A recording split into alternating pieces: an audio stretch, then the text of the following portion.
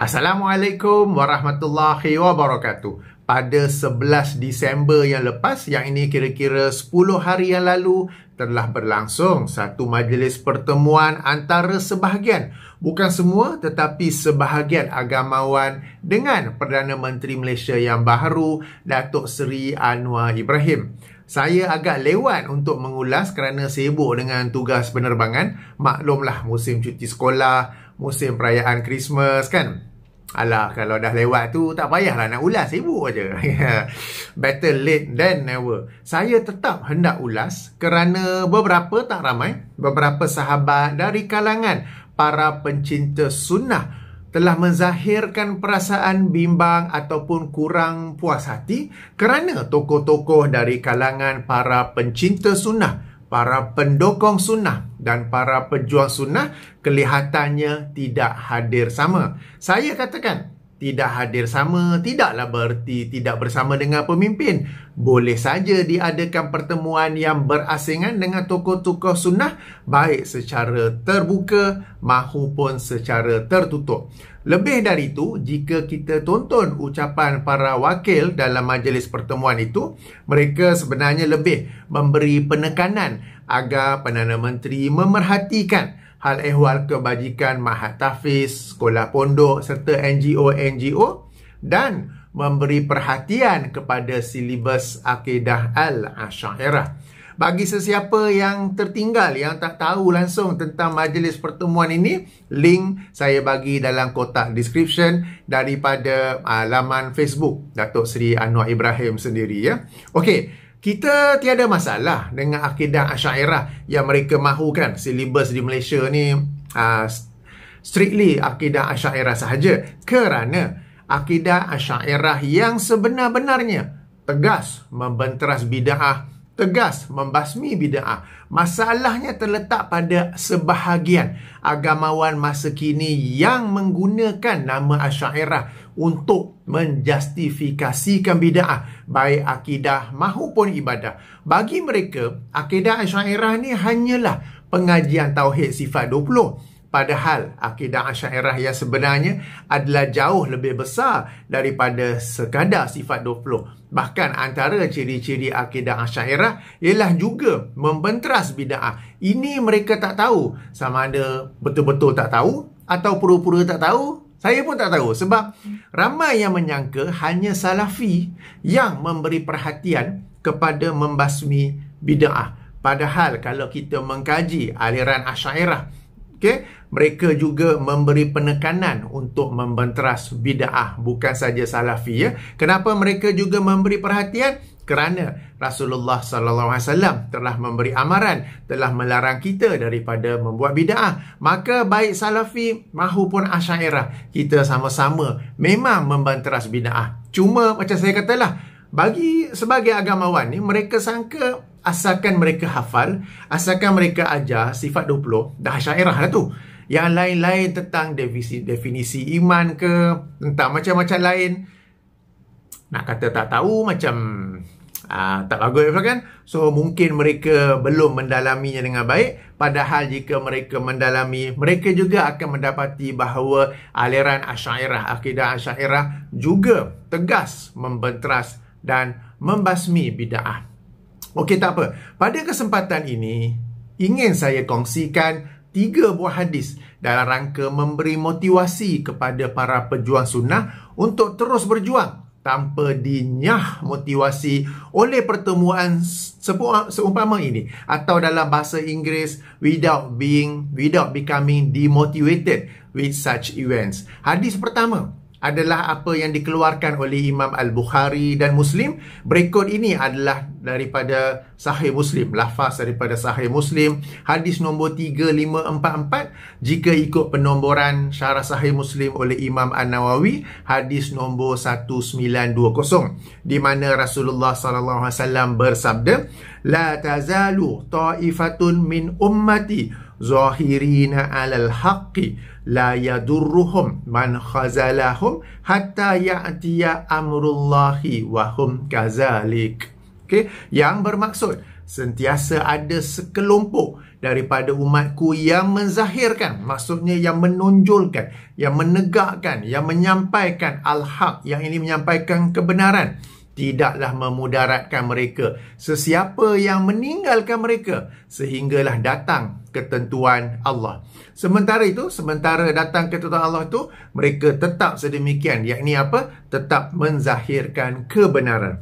Justru itu hadis Nabi tadi. Justru berdasarkan janji Rasulullah sallallahu alaihi wasallam ini, jangan bimbang, sentiasa akan ada sekumpulan daripada kalangan umat Islam ini yang menzahirkan kebenaran. Mereka ini tidak menyembunyikannya, tidak mengamalkannya secara sembunyi-sembunyi atau takut untuk menyampaikannya. Sebab saya difahamkan bahawa di kalangan para sarjana, di kalangan ustaz-ustaz di Malaysia ni, ramai yang tahu antara hak dan batil, tetapi mereka takut untuk menyampaikannya kerana nanti tauliah kena tarik balik, nanti tak dapat jemputan ke beri ceramah, nanti orang panggil Wahabi dan sebagainya. Sebahagiannya, bukan semua ya. Tetapi jangan bimbang, Rasulullah SAW menjanjikan memang akan ada sekumpulan daripada umatnya ni yang tak takut-takut. Mereka berani menzahirkan kebenaran, dan mereka ini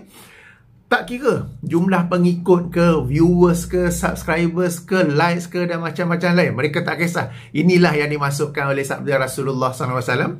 Tidaklah memudaratkan mereka sesiapa yang meninggalkan mereka sehinggalah datang ketentuan Allah. Jadi orang tak nak ikut ke, orang tak nak view ke, orang nak panggil apa ke, tak kisah. Mereka tetap berterusan untuk menyampaikan kebenaran, menzahirkan kebenaran. Mereka ini tidak mahu sembunyi-sembunyi. Okey? Itu hadis yang pertama. Hadis yang kedua merupakan salah satu zikir sunnah yang dibaca selepas solat fardu. Kenapa saya kata zikir sunnah? Kerana apa yang biasa diamalkan di sebahagian atau kebanyakan masjid dan surau di Malaysia ni tak sunnah.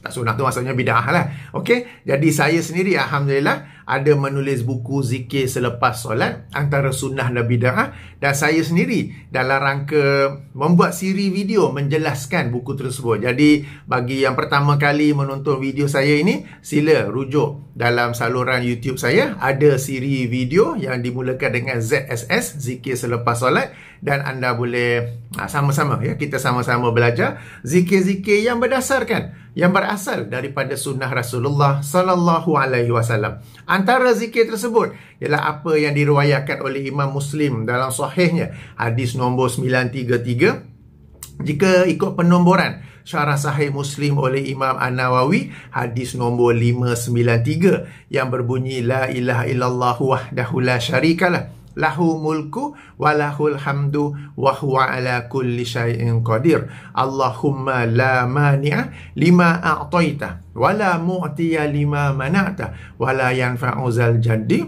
minkal jaddu. Bagi yang first time tengok video, first time ke saluran YouTube saya ni, mungkin ini zikir mana mari ni, ni Sahih Muslim ni. Okey, bukan daripada mana-mana sumber, mimpi ke, khasyaf ke, selak tirai ke. Belakang saya ada tirai ni. Okey, fokus kita adalah pada Allahumma la mani'a lima a'taita wa la mu'tiya lima mana'ta, yang bermaksud, ya Allah, tiada yang dapat menghalang apa yang engkau kurniakan, dan tiada yang dapat memberi apa yang engkau halang. Dalam konteks video ataupun ulasan saya ini, jika Allah ingin memberi kefahaman sunnah kepada umat Islam di Malaysia, tiada yang dapat menghalangnya, meskipun orang ramai berpakat-pakat untuk menghalangnya. Demikian juga sebaliknya, jika Allah tidak ingin memberi kefahaman sunnah di Malaysia atas sebab-sebab yang selari dengan ilmu dan hikmahnya, tiada siapa yang dapat memberikannya, meskipun kita semua bekerjasama untuk menerapkan sunnah di Malaysia. Oleh itu, on our part, bahagian kita ialah kita berusaha untuk mempelajari sunnah, mengamalkan sunnah dan menyebarkan sunnah. Kita juga Okey, jangan terkejut, kita juga mesti belajar tentang bid'ah. Pula dah. Kenapa pula belajar bid'ah ni kan? Kita juga mesti belajar tentang bid'ah supaya kita dapat mengenalinya, kita dapat menjauhinya dan dapat memperingatkan umat Islam daripadanya. Sebab sekarang ini topik bid'ah, ada puak ini, ada geng ini dengan hujah-hujah mereka yang kalau kita tidak belajar tentang bid'ah berdasarkan kefahaman salafus salih, berdasarkan Al-Quran dan As-Sunnah, kita akan mudah terpedaya dan terikut kepada hujah-hujah mereka. Sebaliknya, kalau kita belajar, kita dapat mengenal sunnah, kita dapat menjawab hujah-hujah mereka, dan apabila kita menasihati, memperingatkan umat Islam tentang bid'ah, jika mereka jawab balik, kita pun boleh jawab balik. Yang ini penting. Sebab kita bila dah tahu sunnah, kita pun akan memberi nasihat, teguran dan menyampaikan ilmu kepada ahli keluarga, jiran-jiran, saudara mara, sahabat di tempat kerja. Pasti akan ada yang balas balik. Sebenarnya boleh ini bid'ah hasanah. Dia orang forward video ke apa ke. Jadi kita mesti mampu untuk menjawabnya. Kita mesti mampu untuk membantahnya. Maka sebab itu kita juga mesti belajar tentang bid'ah. Bukan supaya kita berakidah dengan akidah bid'ah. Bukan supaya kita mengamalkan bid'ah. Tetapi supaya kita dapat mengenalinya, menjauhinya, memperingatkan umat Islam daripadanya. Dan dapat juga menjawab syubhat-syubhat, hujah-hujah yang sebenarnya bukan hujah, kita sebut syubhat-syubhat mereka yang cuba membela bid'ah tersebut. Yang ini penting ya. Jadi untuk kita tidak sekadar cukup untuk mempelajari sunnah, kita juga perlu mempelajari bid'ah. Okey, semua ini termasuk dalam berpesan-pesan kepada kebenaran yang terkandung dalam surah Al-A'raf. Sama-sama kita tahu ya, bahawa demi masa manusia ini sentiasa dalam kerugian kecuali mereka yang melakukan kesemua 4 perkara. Bukan salah satu dari 4 perkara, semua 4 perkara. Apakah itu? Beriman, beramal soleh, berpesan-pesan kepada kebenaran dan berpesan-pesan kepada kesabaran. Jadi termasuk dalam berpesan-pesan pada kebenaran ini ialah kita menyampaikan sunnah kepada orang ramai. Termasuk dalam berpesan-pesan kepada kebenaran ialah kita memperbetulkan ataupun memperingatkan mereka daripada apa-apa akidah mahupun ibadah yang bid'ah.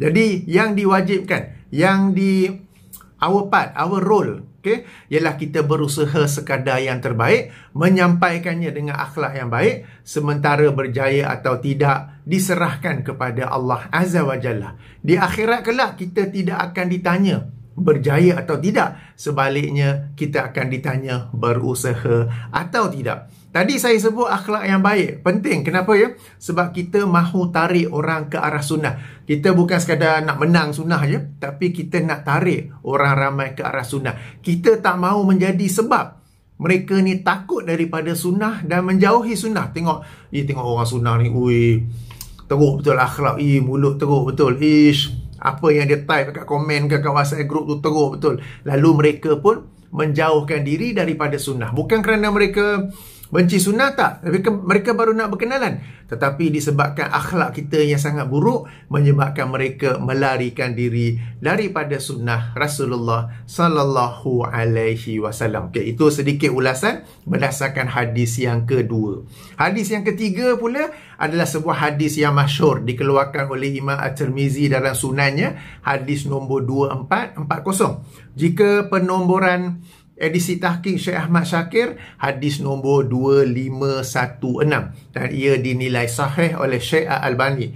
Hadis yang masyhur juga merupakan hadis ke-19 daripada himpunan hadis 40 oleh Imam An-Nawawi rahimahullah, di mana Abdullah ibn Abbas radhiyallahu anhuma menceritakan bahawa pada satu hari beliau berada di belakang Rasulullah sallallahu alaihi wasallam.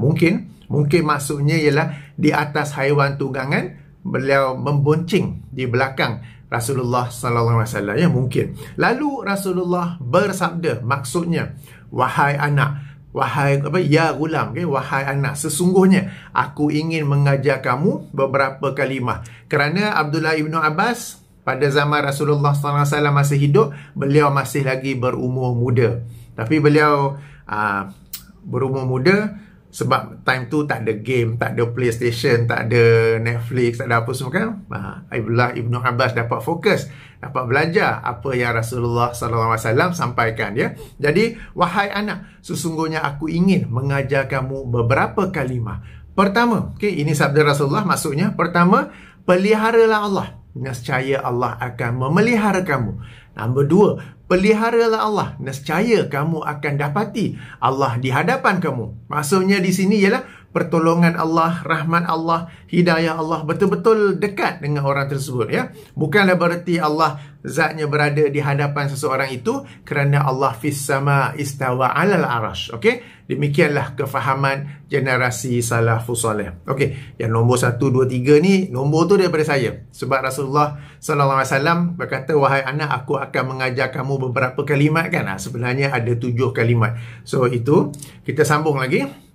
Yang ketiga, yang tadi pertama, kedua, yang kedua tu memberi penekanan pada yang pertama. Yang ketiga, baginda bersabda, apabila kamu meminta, mintalah kepada Allah. Nombor 4, penekanan sekali lagi, apabila kamu meminta pertolongan, mintalah kepada Allah. Bukan minta daripada wali, bukan minta daripada orang soleh yang telah meninggal dunia. Okey, jadi ini Rasulullah SAW seolah-olah dapat lihat pada masa akan datang ya, di kalangan umatnya, ada daripada umatnya yang akan meminta-minta daripada orang-orang yang telah mati. Bila ditegur, dikatakan pula, kami sebenarnya minta daripada itu kiasan saja, sebenarnya minta daripada Allah.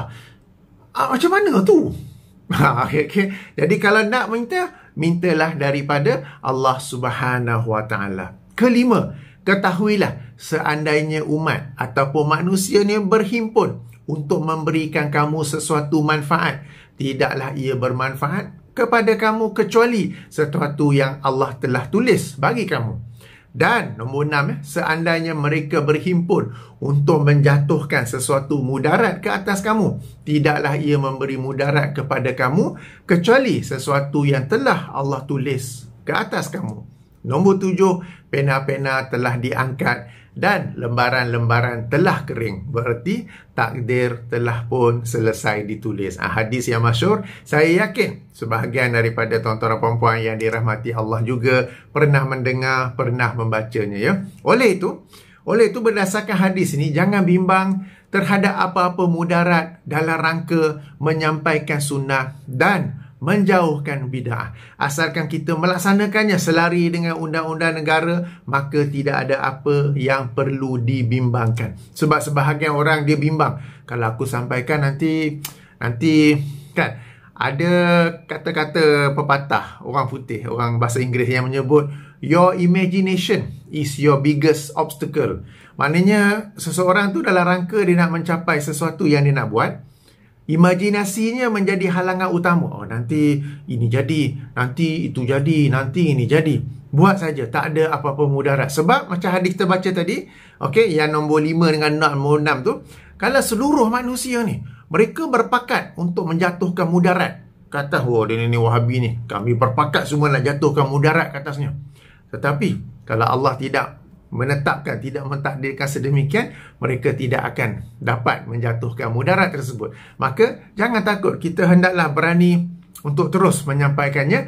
Apa-apa yang jadi, itu semua atas kuasa Allah, itu semua atas takdir Allah, bukan kerana mereka telah berpakat untuk menjatuhkan sesuatu mudarat ke atas kita ya. Jadi inilah 3 buah hadis yang saya maksudkan sebagai pemberi motivasi untuk kita terus berusaha tanpa dikalahkan, tanpa dinyah motivasikan oleh perkara-perkara yang berlaku di sekeliling kita ya. Jadi ayuh kita memberanikan diri, ayuh kita tergodong dalam hadis pertama tadi dari kalangan orang-orang yang menzahirkan kebenaran, bukan seorang-seorang sajalah ya. Okey, dan sebagaimana hadis yang kedua ya, kalau Allah nak kurniakan, tak ada siapa yang akan boleh halang. Dan kalau Allah tak nak bagi, orang semua nak bagi pun tak boleh Allah bagi. Jadi kita hanya berusaha saja. Kita hanya usaha saja. Selebihnya kita serah kepada Allah. Sebab yang dituntut ke atas kita ialah berusaha. Okey, berjaya ataupun tidak, terserah kepada Allah Subhanahu Wa Taala. Dan berdasarkan hadis yang ketiga itu juga, jangan bimbang tentang apa-apa mudarat yang mungkin berlaku, kerana jika mereka semua ni bersepakat, sama-sama geng untuk menjatuhkan mudarat, tidak akan berlaku mudarat tersebut kecuali apa yang telah Allah Subhanahu Wa Taala tulis, apa yang telah Allah Subhanahu Wa Taala takdirkan kepada kita. Oleh itu tuan-tuan dan puan, ayuh kita jadikan hadis-hadis ini untuk terus kita menyampaikan kebenaran, terus kita membasmikan bid'ah, tapi menyampaikan kebenaran berdasarkan yang sahih lah. Membasmikan bid'ah pun berdasarkan dengan cara yang betul lah, okey. Dan kita jadikan hadis ni sebagai pemberi semangat, motivasi, pushing factor ya. Jangan kita terpengaruh ataupun dikalahkan oleh perkara-perkara yang berlaku di sekeliling kita. Baik, demikian 3 buah hadis yang ingin saya kongsikan. Subhanakallahumma wa bihamdika asyhadu an la ilaha illa anta astaghfiruka wa atubu ilaika. Assalamualaikum warahmatullahi wabarakatuh.